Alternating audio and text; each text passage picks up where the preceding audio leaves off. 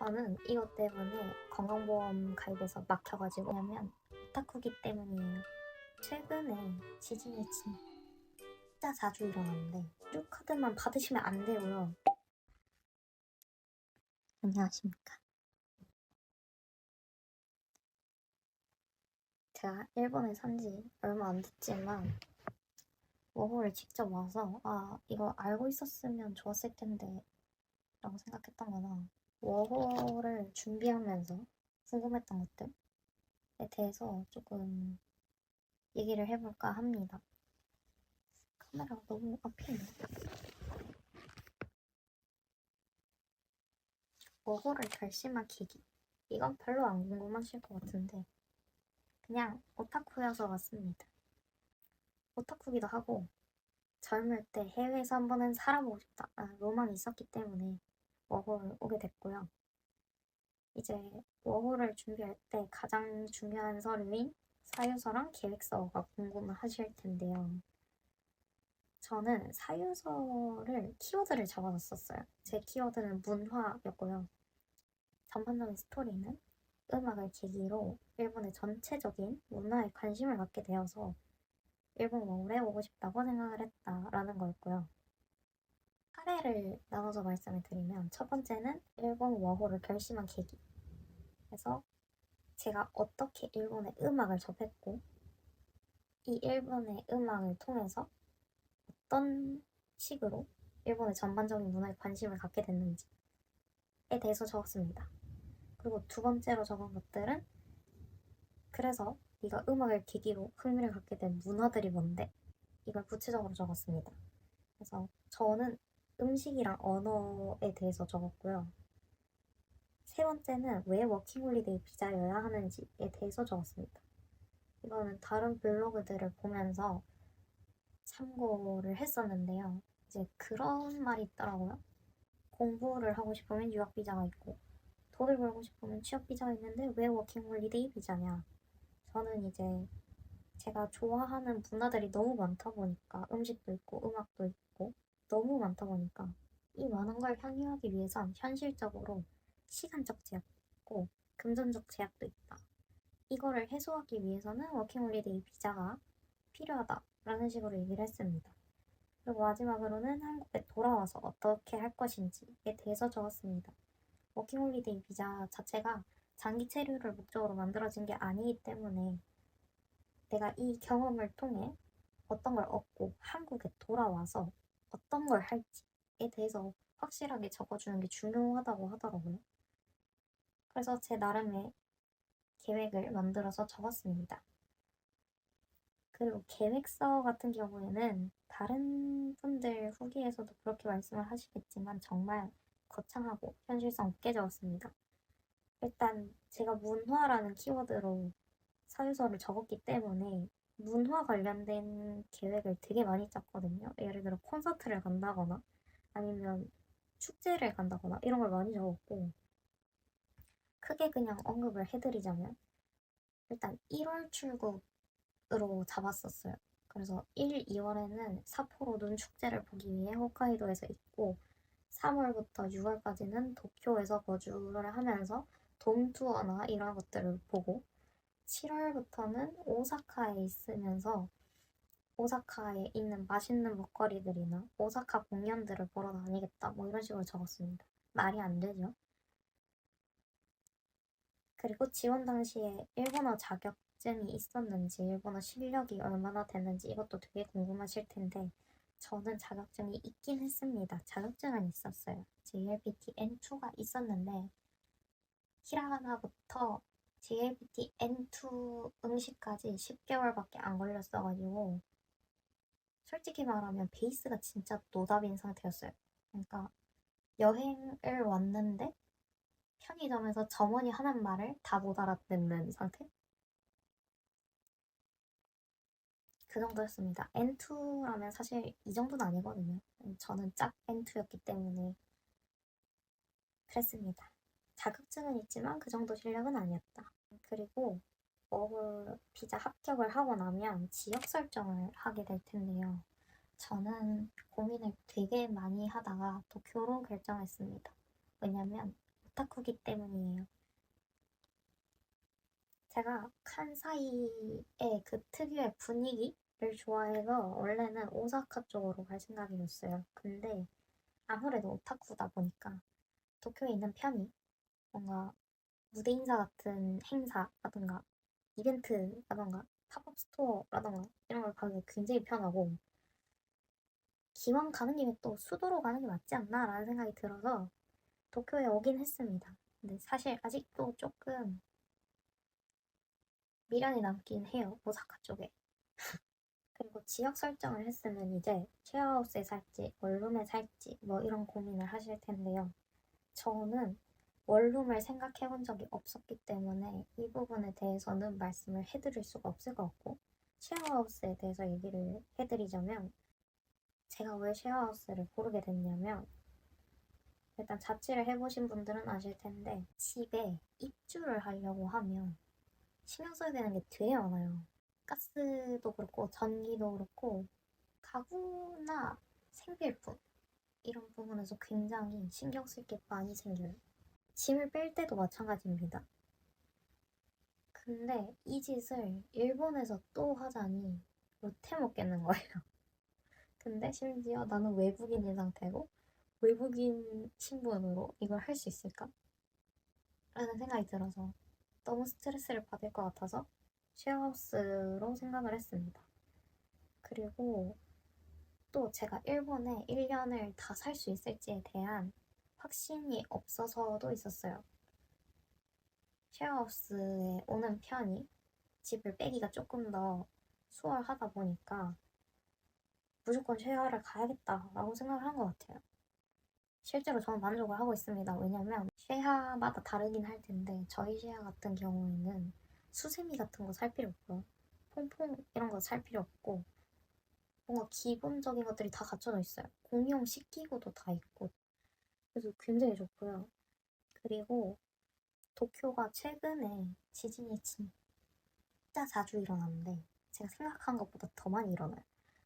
그리고 이거 혼자 있다 보니까 지진을 더 예민하게 받아들이게 된단 말이에요. 일본 생활이 처음이기도 하고. 근데 최하에 있으면 다른 분들이 이제 지진이 났을 때 큰 반응이 없다. 이러면 아, 그 정도의 지진은 아니었구나. 하고 약간 안심하면서 잠들 수 있고. 이런 것들이 있어서 좀 쉐어가 좋은 것 같아요. 저는.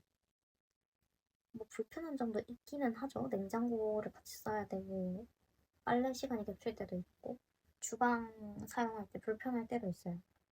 그치만 뭐 그 정도는 견딜만 하다. 대학교에서 기숙사 생활을 했어서 프라이빗한 방이 있다는 것 자체에 저는 감사하면서 살고 있습니다. 이 쉐어를 어디서 구했냐? 큐 쉐어하우스랑 히츠지 부동산이라는 두 가지 사이트를 굉장히 많이 봤는데요. 여기 두 사이트가 일단 매물이 많고 좋은 것 같아요. 보기 편한 건 도쿄 쉐어하우스였거든요. 근데 저는 결정적으로 히츠지에서 계약을 했고 제가 방을 찾은 방법은 제가 필수적으로 생각하는 조건들이 있을 거 아니에요? 가장 중요한 조건이 저는 신주쿠까지 지하철로 20분 안에 가는 거였어요. 그래서 신주쿠에 다니는 모든 지하철 노선 있잖아요. 거기를 다 뒤졌어요. 그냥 이게 사이트에서 지하철 노선으로 확인하기라는 게 있거든요. 그걸로 싹 뒤졌습니다. 그리고 이제 집까지 구해주고 비행기 끊고 출국을 하게 되면 재료카드를 만들어야겠죠? 재료카드 같은 경우에는 출국할 땐 그냥 출국하시면 되고요. 입국 심사할 때 여권 이렇게 보여드리잖아요. 그때 아 워킹홀리데이로 왔다. 재료카드 만들어 달라라고 하면 만들어 주시거든요. 근데 이때 재료카드만 받으시면 안 되고요. 그 여권 비자 페이지를 이렇게 펼치면 옆이나 뒤나 이런 데에 그 종이를 이렇게 접어서 스테이플러를 찍어 주신단 말이에요. 이거 있는지 확인하셔야 돼요. 그게 지정서라고 하는 서류인데 이게 없으면 안 됩니다. 안 붙어 있으면 시테이쇼 오네가이시마스라고 꼭 말하셔야 돼요. 보통 어울러들은 이 지정서라는 게 뭔지도 모르는 경우가 많거든요. 있는지도 몰라요. 자기 여권에 붙어 있는지도 모르는데 그건 잘 붙여주셨기 때문에 서류에 약간 이상이 안 생겼던 거고 제가 이걸 알고 있는 이유는 제가 문제가 생겼기 때문이겠죠. 지정서가 뭔지 지정서가 없으면 어떻게 되는지는 조금 이따가 말씀을 드리도록 하겠습니다. 일단 그렇게 재료카드랑 지정서 확인을 하고 나면 워홀 3대장을 하러 가야 돼요. 근데 아마 입국을 한 당일에는 시간이 좀 안 될 수도 있을 것 같고요. 저는 안 됐었어요. 그래서 다음날 워홀 3대장을 하러 갔었고요. 이거 넉넉하게 시간 잡으시는 거 추천합니다. 저는 하루 만에 하고 싶었는데 마음 같지 않더라고요. 일단 워홀 3대장이 뭐냐면 아시는 분들은 아시겠지만 구약소, 휴대폰 개통, 유초 통장 이 세 가지를 워홀 3대장이라고 해요. 근데 이 순서대로 하는 걸 추천드려요. 왜냐면 구약소에서 그 재료 카드 뒤에 주소를 박아야 휴대폰 개통이 가능해지고요. 휴대폰 번호가 있어야 통장 개설이 가능해지거든요. 그래서 이 과정들이 생각보다 시간을 많이 잡아먹기 때문에 하루 만에 하려고 너무 조급해하지 않으시길 추천드립니다. 하나하나 설명을 드리자면 구약소는 주소 등록, 건강보험, 연금 신청, 그리고 면제까지 세 가지예요. 그래서 주소 등록을 하러 왔다라고 얘기를 하면 서류를 주시거든요. 그리고 외국인인 거 티가 나면 이제 하나하나 알려주시거나 그 예시가 적혀 있는 구청도 있더라고요. 저희 구약소에서는 없었고 하나하나 알려주셨습니다. 그래서 주소 등록을 하고 나면 이제 안내를 해주세요. 건강보험 창구로 가라고. 그러면 건강보험 창구에 가서 건강보험 신청을 하면 되는데 아까 말했던 지정서가 없으면 여기서 막힙니다. 그 지정서라는 게 워킹홀리데이 비자로 온 사람들이 다 가지고 있는 건데요. 뭐 어떤 일부터 어떤 일까지 할 수 있다라는 그런 것들을 적어 놓은 종이거든요. 이게 없으면 건강보험 가입이 안 되고 건강보험 가입이 안 되면 일을 못 구할 수도 있대요. 일을 못 구한다고 하더라고요. 창구에서는. 전 그렇게 들었습니다. 그래서 지정서를 받으셔야 돼요. 지정서를 받으시면 이제 건강보험이 처리가 될 거고 건강보험 처리를 하고 나서 연금 신청이랑 면제를 하고 싶다라고 말씀을 드리면 연금 창구로 안내를 해주십니다. 그래서 하라는 대로 하면 돼요. 자, 그래서 만약에 저처럼 지정서를 못 받았다. 이런 사람이 있으면 어떻게 해야 되느냐 알려드리도록 하겠습니다. 워홀 비자 옆에 지정서를 못 받으신 분들은 일단 구글 맵을 켜셔서 도쿄 출입국 재료관리국이라고 검색을 하세요. 그러면 미나토구에 있는 출입국 관리 재료국의 위치가 뜹니다. 그럼 거기로 가세요. 거기로 가신 다음에 에스컬레이터를 바로 타고 올라가서 W1 창구로 가신 다음에 번호표를 뽑고 번호가 불리면 제가 재료카드는 받았는데 지정서를 못 받았습니다. 라고 말씀을 하시면 됩니다. 그러면 처리를 해주십니다. 지정서를 못 받는 경우가 잘 없나 봐요. 되게 오래 걸렸거든요. 여기저기 창구를 돌아다녔어요. 근데 마지막으로 해결을 해주신 게 W1 창구였으니까 여러분들은 바로 W1 창구로 가시길 바랍니다. 사실 그냥 지정서를 받아오는 편이 좋겠죠. 저는 이것 때문에 건강보험 가입에서 막혀가지고 구약소를 나와서 출입국 재료관리국을 갔다가 다음날 다시 건강보험 가입을 했습니다.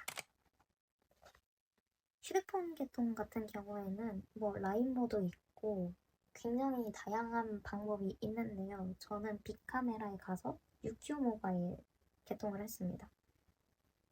저는 신주쿠는 아니었고요. 다른 지점에서 했는데 평일 기준 1시간 정도 걸렸습니다. 이게 서류를 쓰고 심사를 하는 과정이 있어요. 예를 들어 범죄 이력이 있는지 뭐 이런 걸 심사를 한다고 하더라고요. 저는 무리 없이 1시간 만에 해결이 됐습니다. 다.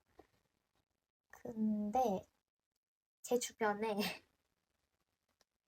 이름 때문인지 아니면 주소 때문인지는 모르겠지만 심사가 거절된 경우가 있긴 했었어요. 뭔가 이런 일이 일어났을 때는 한국인 직원이 있는 편이 좋으니까 신주쿠 빅카메라에 가시는 걸 추천을 드리고요. 저는 중국인 직원분이 개통을 해주셨거든요. 일본어로 서로 소통을 하면서 했었는데 뭐 문제만 없다면 그렇게 개통을 해도 상관이 없다. 다 천천히 잘 얘기를 해주십니다. 아, 개통할 때 저는 트래블 로그로 했고 제 주변 지인은 트래블 월렛으로 했습니다. 다 됩니다.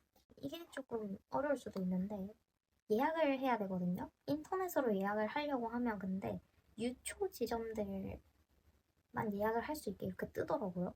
저 같은 경우에는 한 5일 뒤 이렇게 예약을 할 수 있는 거예요.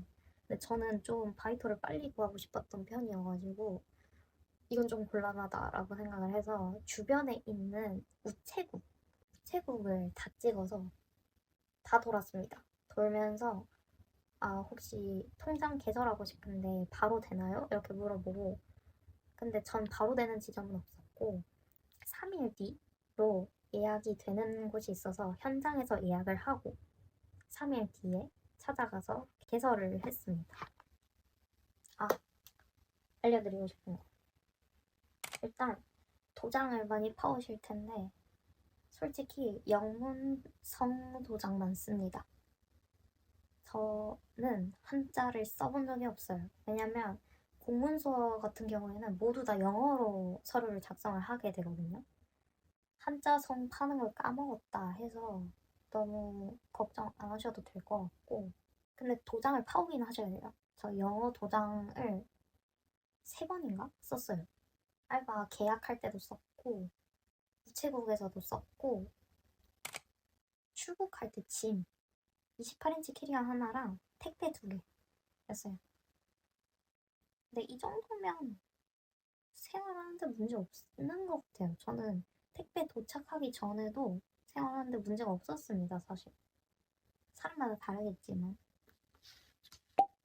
그럼 이걸로 마치도록 하겠습니다. 봐주시는 분들이 있을지는 모르겠지만 기회가 된다면 다음에 또 한번 찍어보는 걸로 하겠습니다.